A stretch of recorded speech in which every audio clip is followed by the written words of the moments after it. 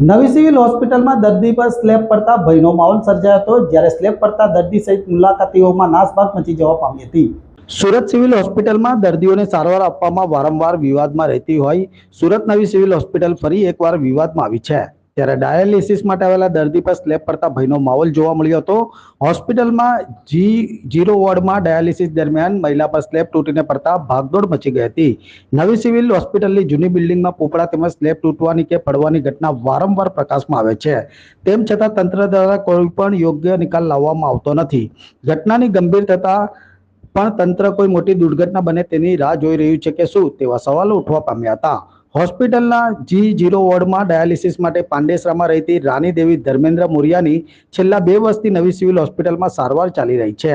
રાબેતા મુજબ રાની દેવી અને તેના પતિ સાથે ડાયાલિસિસ માટે હોસ્પિટલ આવ્યા હતા, જ્યાં જૂની બિલ્ડિંગમાં G0 વોર્ડમાં ડાયાલિસિસની સારવાર ચાલતી હતી। તે સમયે રાની દેવી પર પોપડા પડવા લાગ્યા હતા, જેથી વોર્ડમાં ભયનો માહોલ સાથે અફરાતફરીનો માહોલ સર્જાયો હતો।